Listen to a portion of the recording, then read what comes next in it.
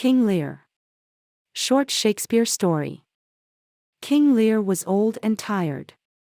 He was aweary of the business of his kingdom, and wished only to end his days quietly near his 3 daughters. 2 of his daughters were married to the Dukes of Albany and Cornwall, and the Duke of Burgundy and the King of France were both suitors for the hand of Cordelia, his youngest daughter.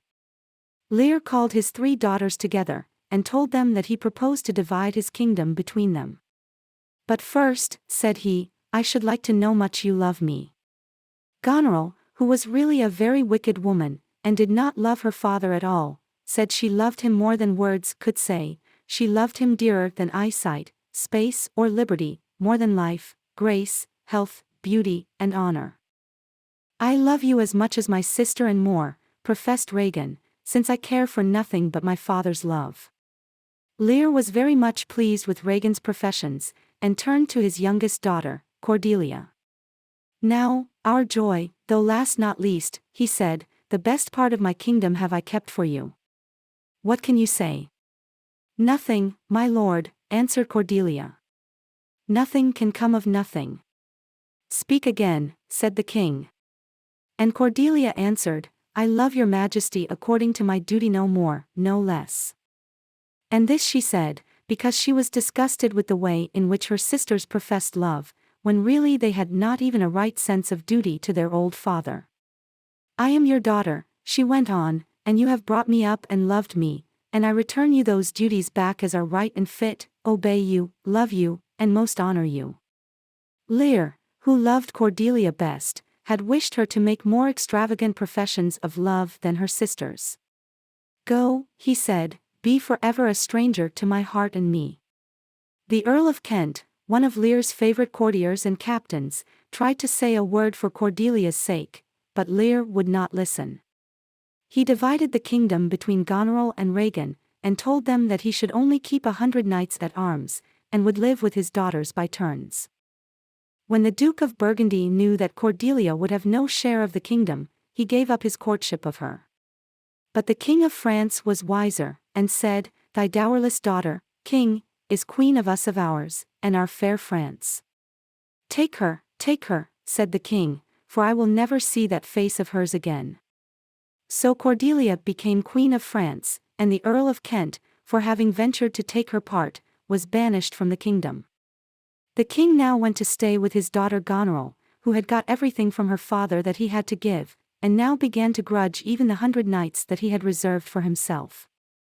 She was harsh and undutiful to him, and her servants either refused to obey his orders or pretended that they did not hear them. Now the Earl of Kent, when he was banished, made as though he would go into another country, but instead he came back in the disguise of a serving man and took service with the king. The king had now 2 friends, the Earl of Kent, whom he only knew as his servant, and his fool, who was faithful to him. Goneril told her father plainly that his knights only served to fill her court with riot and feasting, and so she begged him only to keep a few old men about him such as himself. "My train are men who know all parts of duty," said Lear. "Goneril, I will not trouble you further yet, I have left another daughter." And his horses being saddled, he set out with his followers for the castle of Regan.